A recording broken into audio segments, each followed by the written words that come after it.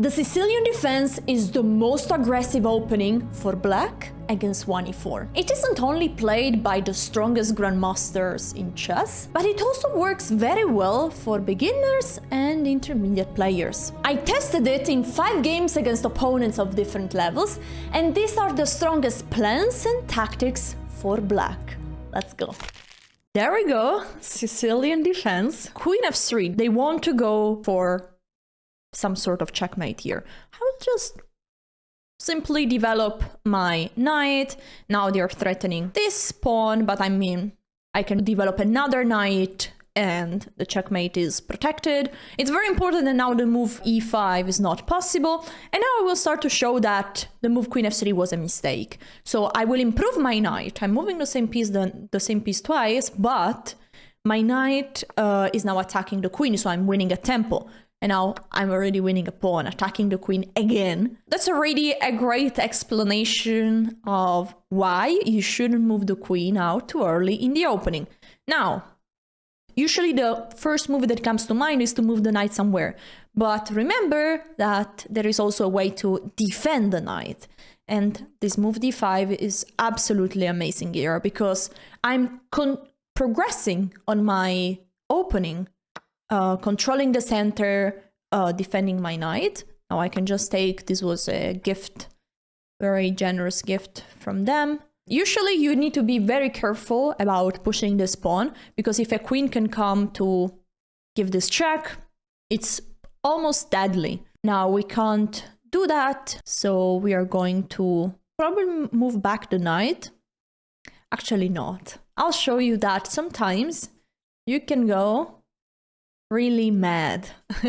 Now we are giving away a piece, but as a clear idea in mind. If the pawn is taken, we take back with the bishop. The queen has to move, and once the queen is moving, we can win both rooks.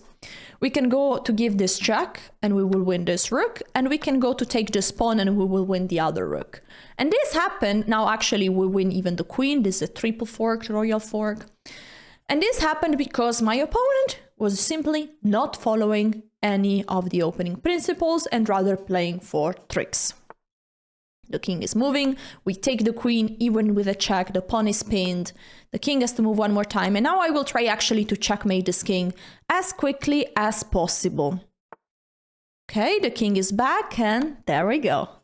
Knight f3. So black has 3 options: d6, e6, knight c6. Let's start with the most played one, which is the move, d6. What's the idea of the Sicilian? Is that white would like to play the move d4 to control the center even more, and we want to trade a side pawn for a central pawn. Now this bishop is usually actually not amazingly placed in the Sicilian. I'm just going to develop a knight. I'm just going to develop the other knight. A move that you always need to look for is the move e5. You don't want the pawn to get to e5, kick your knight, and your knight might have to go in some uncomfortable squares. I will set up the move e6, which is also typical. This we get some setup which is called Scheveningen. Sorry for my Dutch friends, because I know that it's not pronounced this way. Anyway, what's our plan? We want to go with the 2 bishops out and castle. The bishop is here, so now let's just go out with the bishop. I don't mind if they're going to take us. I don't want to play the move a6, inviting them, because probably they will take no matter what. Because I don't see, if not, what's the purpose of the move bishop b5, but I don't want to give them a move. I don't want to play the move a6. I will just keep going with my plan. Bishop out, there we go. Bishop out, castle, bring the other bishop.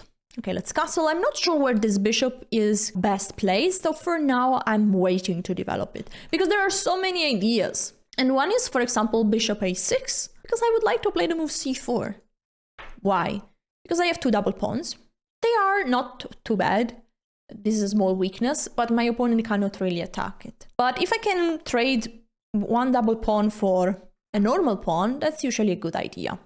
So we go with the bishop here. One more thing that these double pawns created is that we have an open file, semi-open file, sorry, where we can slide our rook, attack b2, so it's gonna be hard to develop this bishop. In general, the idea of the Sicilian is that black is starting a little bit slower. So for example, these 2 pawns are not directly in the center, but at some point we will strike. And the critical move is the move d5. This is where we want usually to strike. Now, in this precise position, there is a problem. That if we play the move d5, e5 becomes one very powerful idea. So we need to prepare. That's why many times there is a queen going on c7 in many Sicilians. Now, I will start with order, first attacking this pawn. We are creating some weaknesses, you know? Already now some other ideas are coming to mind. So I'll play queen c7. My queen is in good shape there, usually attacking many things. But I have another plan in mind. I can maybe move back my knight to bring my bishop on this big diagonal. Once my bishop is here, the move d5, fighting for the center, becomes very interesting because e5 is no longer possible. I'm even threatening the fork. So this seems the best plan in this position. Don't forget that once you have developed all your pieces, castle, you got a good position out of the opening. So what you have to do is to maneuver your pieces to improve your position, to attack some weaknesses that they might have created. For example, now we will attack the weak diagonal.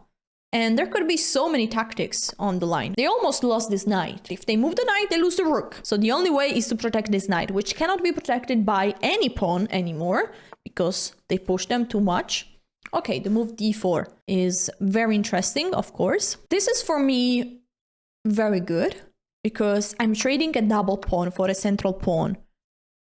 Plus, I will have more control over the center. Now, I could keep trading, but usually I like to not do that. What could we do? We could even play the move e5 and we will keep the bishop here. And I think I like it because it shows one very good idea of the Sicilian. In this Sicilian spirit, you might say like, Alessia, what have you done to this bishop? This bishop is shut down. For now. Because our idea, as in every Sicilian, is to go for the move d5. But attention, you don't want to play the move d5 and allow your opponent to push the pawn on e5. Now, we have a pawn on e5, so that's not a problem. So the only thing we need to watch out is that after pawn takes all the trades, we don't lose a material. So we're going to place a rook on the d file and probably this knight on b6 and then try to really go for the move d5. Okay, I think knight b6 is a great moment. Shortly, always, once your opponent makes a move, ask what's their idea, what's their plan. g4, even if they get to play g5, I will go back with my bishop. It's all right. So I'm not really exciting because they are also weakening this diagonal. By the way, I don't know what you think, but this guy is the strongest 800 I've ever seen in my entire life. They are playing so good. Maybe it's a new account. I don't know. No, I mean, they're incredibly good. Okay, so maybe they never play rapid. I don't know. So I'm going to now do something a little bit different. Well, I could actually play the move d5. So d5, pawn takes. I take back. So the bishop can be traded and then this pawn is unprotected. So maybe it's a little bit too early. Okay, I will slightly change my plan. It's not really a change of plan, it's an adjustment. I'm with the queen supporting one more time this pawn, but my opponent created a new weakness, which is all those squares on the king side. Pushing too many pawns, the king is weak. So my queen is now multitasking. One, supporting the pawn from being pushed on d5. Two, looking at the king side. Probably my queen, the best square for the queen would be actually on e6. Because once we push on e5, we want to make sure that this pawn is protected. So the queen from e6 is doing everything. Protecting this pawn, supporting the pawn to be pushed on d5, and looking at the king side. That's an amazing queen. I really like in chess when your pieces are having different purposes. That's the execution of the concept of keep your pieces active. Now, can we give this check? The king moves. Yeah, we could. But then the rook is coming here. We don't really have pieces to really attack the king. One move that comes to mind is to somehow bring the bishop back. But again, probably there is just rook h1. By bringing this bishop, we make our bishop a bit worse. We disconnect the rooks. So if our opponent has a defense, this is not really an improvement to the bishop position. So we don't do that. So I will play actually queen e6. Perfect square for the queen, protecting, supporting, and we are going for the move d5. My coach used to say that in chess, you have to play as a ping pong. Sometimes if you go with just one plan, your opponent is defending it. So what you have to try to do is to attack on multiple sides. And this is a great example. My queen is maybe looking here. For now, there is not much to do. So we're ready to crush in the middle of the board. Now it's a perfect moment. We are threatening this fork. If the pawn takes, we take back. And the queen is protecting this pawn, this pawn. This pawn is well protected by the rook as well. So that's the moment where black is fully ready to go for it. Now, those two pawns in the middle of the board are amazing. All the push, I mean, I can give a check, then push this pawn. I can push this other pawn. The bishop is coming here, looking at the king. This position is about to become really bad for black. No, for white. Okay, let's see what I do. It's really a tough position. I just noticed one thing. If my opponent is Italian, they are very rude. My Italian friends will understand. Okay, so I'm taking back with the rook, and this check becomes very interesting because it's actually almost checkmate. Now the rook is under attack. Let's go with the rook here. You see the rook is coming to say hi to the king. Hello there. That's very interesting. And also this bishop might come to say hi. Okay, that's amazing. So my plan is to give a check. The king has just one square. The king cannot run here because, boom. So we go for it. Now I could already get to take a free knight, but also the move e5 is absolutely magnific because I want to bring the bishop here. But honestly, simple chess, if you can take a free piece and you're threatening checkmate in one, that's probably quite good. And I think there is absolutely no way to stop this. Actually, not checkmate in one, I'm sorry, because the king is still that square, so checkmate in two. Bing, boom. I really think white doesn't have a defense, so they're taking here, so we can go bing, boom, and bam. This game shows the power of the move d5. This is equal from the material point of view, but if we put the evaluation bar, it is incredible. It's -3 in a completely equal position, and this shows how strong this move is to make all the black pieces extremely active. Next game. Bishop c4. We're just going to develop the knight. The core idea of this opening is to play for the move d5. And that's why we see that actually the bishop on c4 is not so well placed, because once we play the move d5, we win a tempo by attacking the bishop. Now, it's true there could be a check on this diagonal, but it's not a big issue because we have so many ways to cover it. With the bishop, with the other bishop, with the knight even.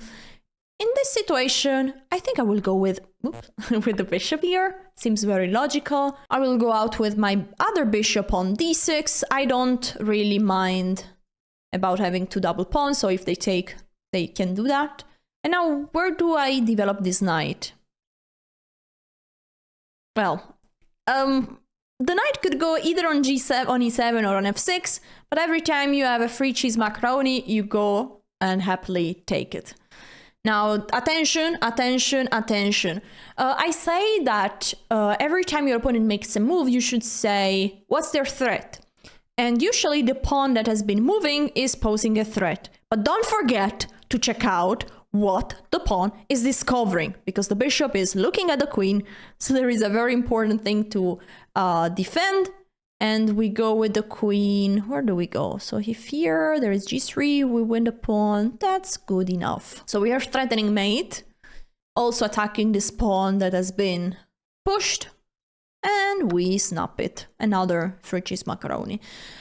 How to convert this game to a win? We have +4. It's a great advantage. A piece and a pawn. Every trade is amazing for us, but so, for example, queen e5 is a great move. But in this precise position, there are lots of weaknesses around the king. Look at these squares, all weak. My bishop is ready to sneak in, and maybe we can go for a quick mate. So there are two strategies. The simplest one is to go trade pieces, go to the endgame, win the endgame. The more classy one is to use the extra material to give checkmate. The perfect one is to mix the two. So you try to attack the king, you trade pieces when you can, you improve your pieces when you can't do any of those. For example, now I'm still developing, I need to improve the knight.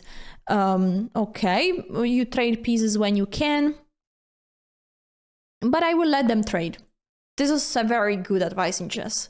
When you can, let your opponent trade, because you see the difference. If I would have taken, their knight is getting very strong. Once they take, my bishop is upgraded. So usually trades are just helping your opponent to bring some pieces forward. It's not always like this, but it's a general rule to keep in mind. Now I take with the bishop because my bishop could have been a bit exposed there. Look at this diagonal. This is absolutely scary for them. So the knight is attacking this bishop. I don't really mind if they trade, so I will bring the rook to the party. One of the strongest plan in every situation, in every middle game, is improve all your pieces. Bring your worst piece to the party. And our rook is now joining. We can also go for some discovery attack. So we move the knight. This is a very good square because the knight can potentially go here and jump on f3, exploiting the weakness of all the light squares. And I think we're going to see that. Knight on d4. It's impossible to stop that knight. White doesn't have the light square bishop, so those squares are weak forever and nothing can be done. And I think I'm not even going to go there with the knight to win the queen. I'm going there with the queen to give checkmate. Remember, once you can win a queen, look for better. And I think this is way better. Because queen h1 is checkmate. The only way to try to run is to play king f1. But this is checkmate no matter what, because this square is controlled by the knight. And there we go. There we go, we have another Sicilian 1500 elo. And for the first time, they play knight f3, and hopefully we will see an open Sicilian. Oh my gosh, we have it. Okay, so I'm going to take it, and let's see how do we approach the open Sicilian. They will take with the knight. Okay, they don't take yet. Okay, bishop f4. I've honestly never seen this move, and usually it's not great to go with the bishop on c4 in the Sicilian, because the bishop is in not such a good spot. Now, of course, I need to check shortly for the sacrifice, but it's not really a good idea. I need to check for the knight getting on g5. But also in that case, we have a simple way to stop it. Even if the knight gets on g5, we can just play e6. And the threat on f7 is not anymore a threat. Okay, that's a blunder. That's just a blunder. They just want to go for the fried lever, but we are taking. And once the knight is taking back, boom, the strong. This works just in the Sicilian, because you have pushed the c pawn and you always need to check for this check. So now we won already a piece in 7 moves. And what we need to do is simply to develop all our pieces and trade pieces, get to an endgame, or try to checkmate our king. We are not trading, because if we trade this pawn, the knight is taking us, and we are helping them to just develop a piece. So we want to bring all the pieces out. And so what do? We play probably bishop here. We are also threatening to take the knight, trading pieces. We are also ready to castle long. Probably, if I can, I would prefer to castle short. We take with the queen, happy to trade whenever we can. Okay, they are not trading. It makes sense. They are attacking also a pawn. So I will go back with the queen here. And it has a clear reason. I'm not just going for trying to trade one more time, but I'm making my position more solid, defending this pawn, offering the trade, and also my queen on d4 is exposed, because the rook is coming here, attacking me, and I have to move my queen anyway one more time. Now, bishop is under attack. I could either trade, or I love this move, because I'm protecting by starting to going for the development. Now, I think this is a very good moment to play this move, because I'm going to trade a bishop, and in such open positions, the bishops are a bit stronger than the knights. That's why I didn't take this knight, and that's why I'm playing this move. Winning the tempo, attacking the queen has to move one more time, and then I'm going to take this bishop with a check as well. So there we go, we give a check, they have to take with the queen, well, they can't take with any other piece. So now we finally bring out the bishop, we are ready to castle, and once we are castled, our position is gonna be amazing.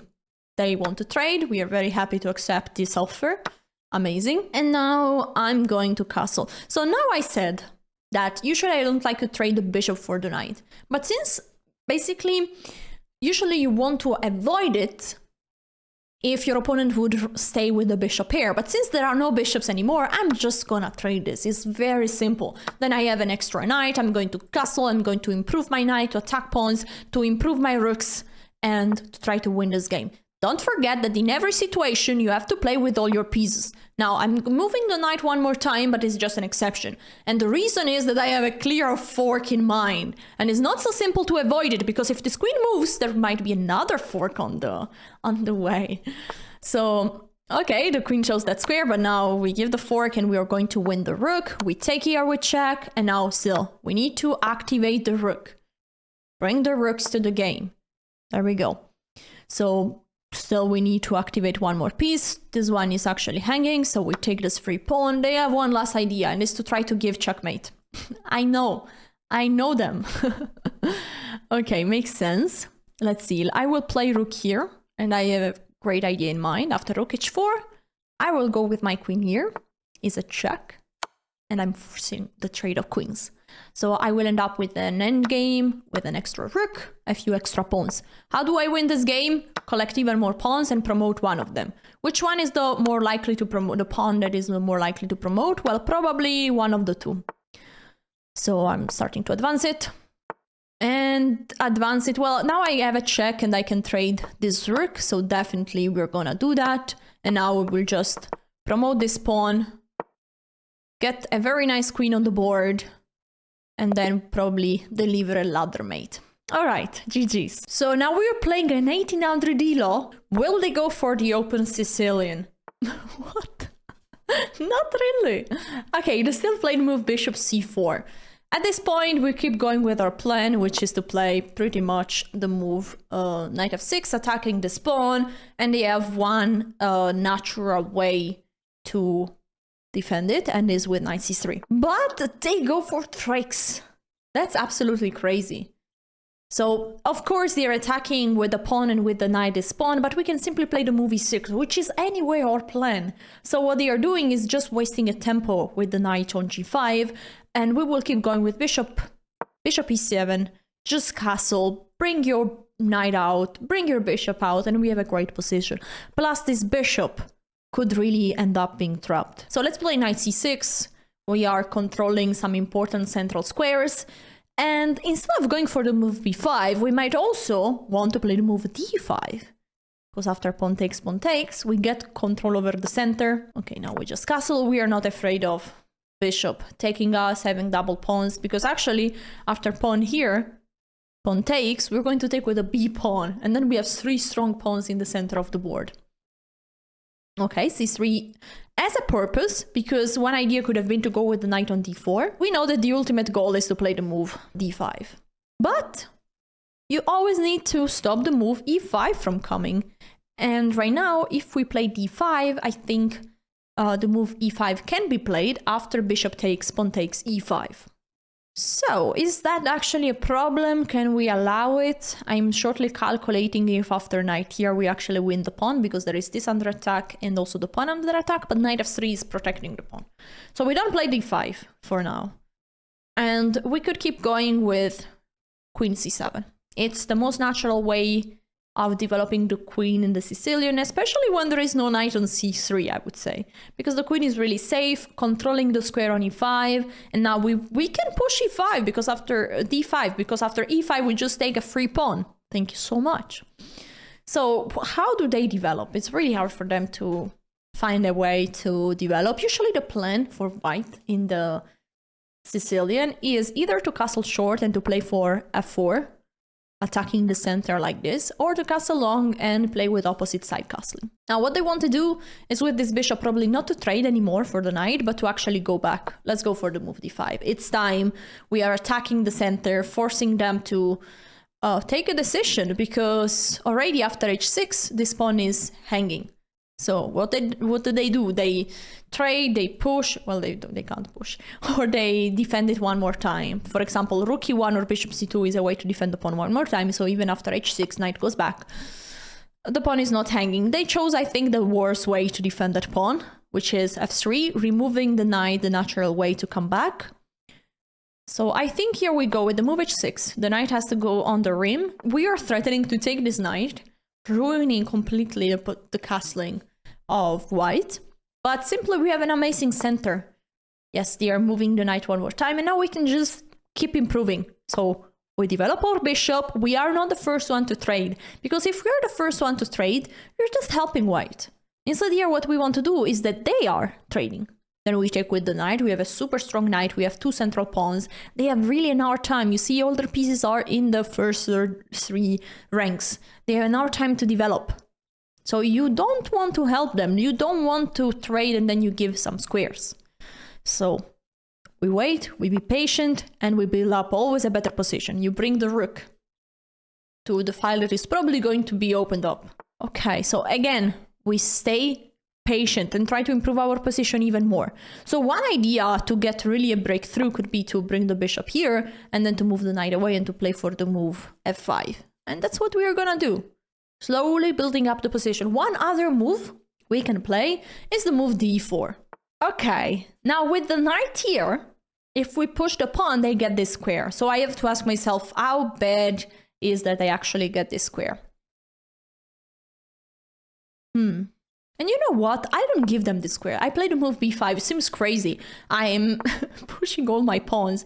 But hey, if I'm removing all the squares, why not? Now I can push d4. I have lots of space on the queen side. But also, I can get space on the king side by playing the move f5. It's very important in these types of position to advance with care. So don't overstretch yourself. Go slowly, build up the position, and make sure that every time you expand, you have a way to sustain your expansion. Now, they were attacking this pawn. We have a few options. Either we defend or we take. If we take, we have a possibility to create a long-term advantage. So after pawn takes, knight takes, we take, pawn takes. And we have a pass-protected pawn. This would be a good advantage, but I have to give up my good bishop. In this position, this one is the good bishop because he's free to go. Instead, this one is the bad bishop blocked by all my pawns. So if I could have done the same, but giving away this bishop, I would have done it immediately. So we push.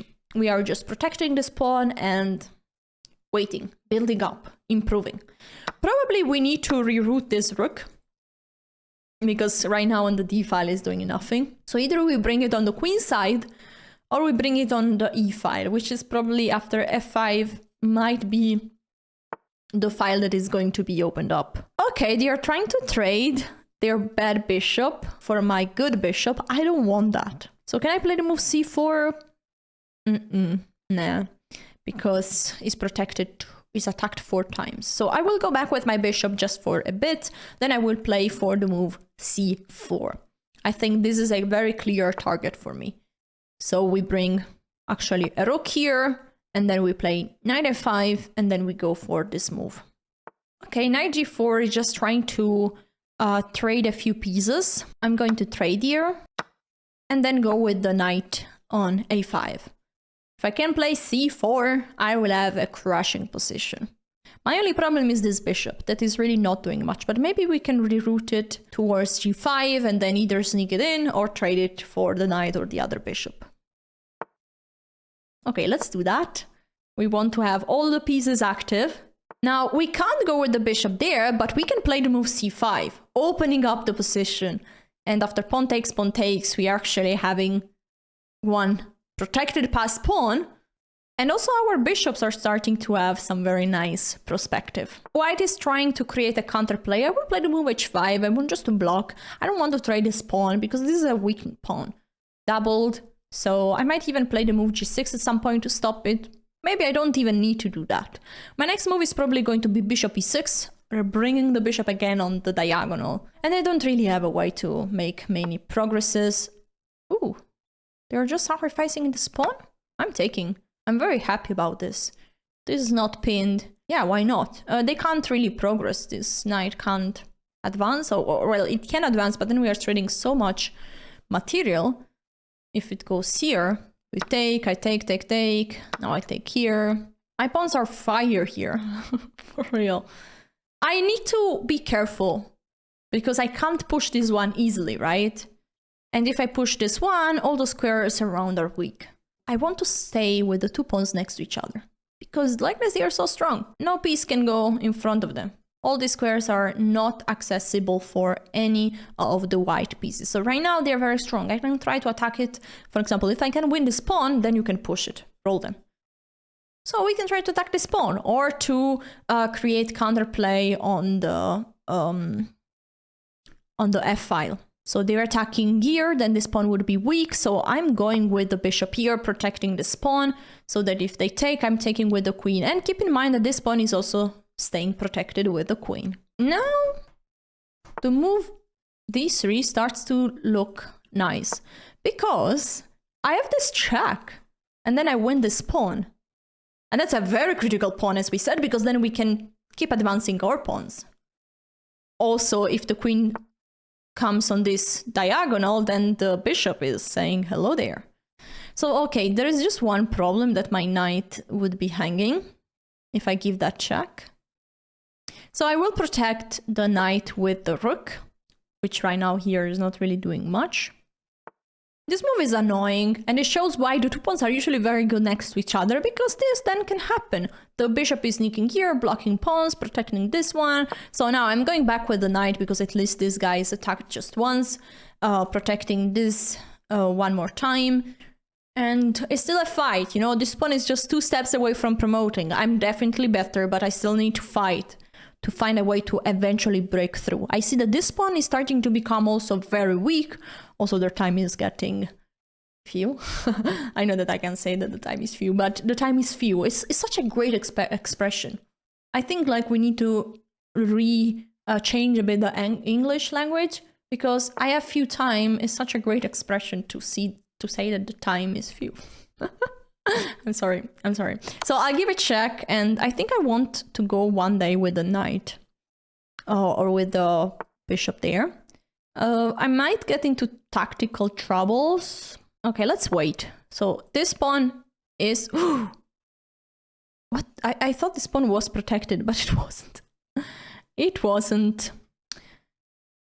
Okay, so they want to take there, I can take back. So I'm trading here. Very good. And then I play bishop there.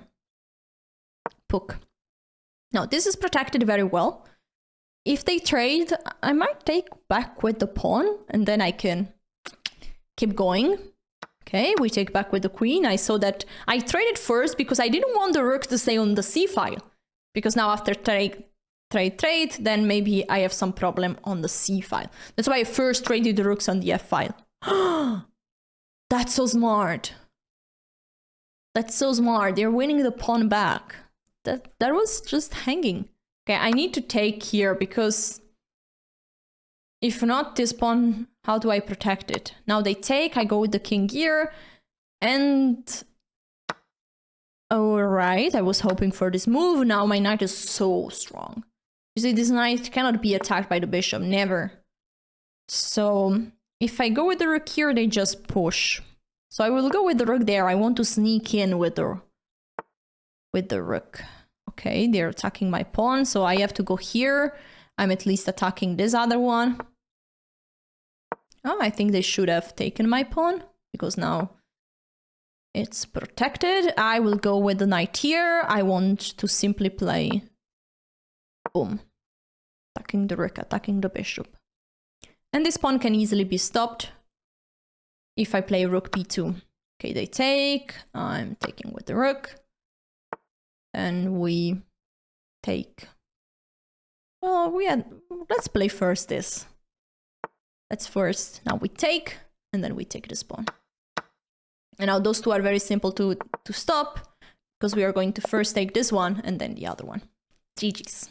There is just one moment where I could have played better here, and this here. I can give this check, and after the king move, I said like, okay, I can't take this pawn because the knight is hanging. But actually, I can take the pawn, because even if this knight is hanging, I take the bishop. And then those two pawns are just too good.